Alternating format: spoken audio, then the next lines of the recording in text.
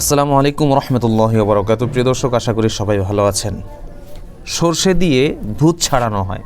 এখন যদি সেই সরষার মধ্যেই ভূত থাকে তাহলে রোগীর অবস্থা হবে কি?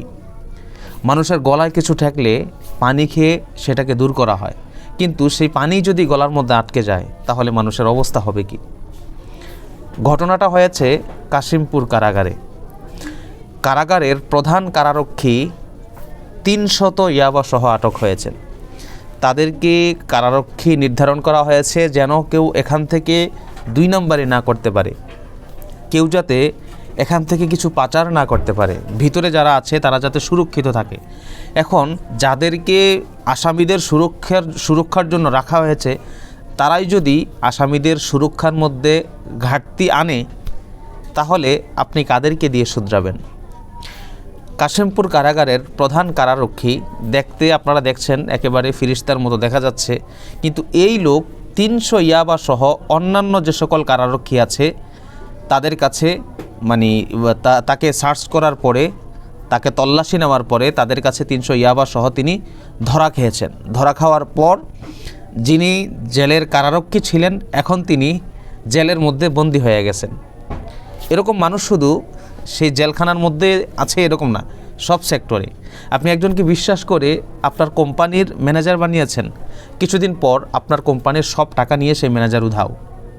আপনি একজনকে খুব ভালো জেনে আপনার ব্যবসায়িক প্রতিষ্ঠানের ম্যানেজার বানিয়েছেন, কিছুদিন পর সে আপনার ক্যাশ নিয়ে উধাও। এরকম ভালো এবং ভদ্রলোকের অভাব আমাদের বাংলাদেশে নাই। বহু ভুরে ভুরে এরকম ভালো মানুষের দেখা মিলবে আমাদের বাংলাদেশে। আপনি একজন মানুষকে কাছ থেকে খুব ভালো জানেন, কিন্তু আপনার একটা কাজে যখন তাকে এনে আপনার কাছে বসাবেন, কিছুদিন পর দেখবেন যে আপনার পিছনে লাথি দিয়ে সে আপনাকে রেখে চলে গিয়েছে। আপনি একজনকে ভরসা করে আপনার যে কোনো কাজের জন্য তাকে নির্ধারণ করবেন, দেখবেন যে অন্যজনের মাধ্যমে সে আপনার এই কাজটাকে নষ্ট করার চেষ্টা করছে। আপনি একজনকে ভালো কিছু পাওয়ার জন্য বা ভালো হওয়ার জন্য পরামর্শ দিবেন, দেখবেন যে সে উল্টা আপনাকে একটা বকা দিয়ে চলে যাবে। এই হচ্ছে আমাদের পরিস্থিতি, আমাদের পরিবেশ। এই কাশিমপুর কারাগারে যেখানে মানুষ ভালো হবে সেখানে যদি ইয়াবা সাপ্লাই হয় তাহলে মানুষ আর কোথায় গিয়ে ভালো হবে বলেন?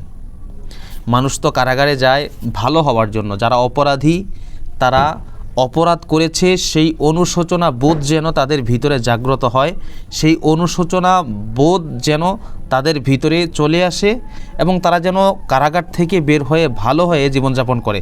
এজন্যই কারাগারে পাঠানো হয়। এখন কারাগারে গিয়েও যদি ইয়াবা সেবন করার পথ তাদেরকে খুলে দেওয়া হয়, কারাগারে গিয়েও যদি তাদেরকে বিভিন্ন নেশাজাতীয় জিনিস পান করার পথ খুলে দেওয়া হয়, তাহলে কারাগার কি আর কারাগার থাকলো? কারাগার কি আর আসামি শুধরানোর জায়গা থাকলো?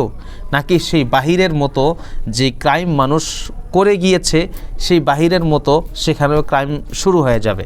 এজন্য আপনাদেরকে বলতে চাই, ভরসা সবার উপর করবেন না, তবে যার উপর ভরসা করবেন তাকেও 1000 বার যাচাই বাছাই করার পরে তারপর তার উপর আপনি ডিফেন্ড করবেন, নতুবা জীবনে আপনাকেও অনেক পস্তাতে হবে এই জেলের প্রধান কারারক্ষীর মতো।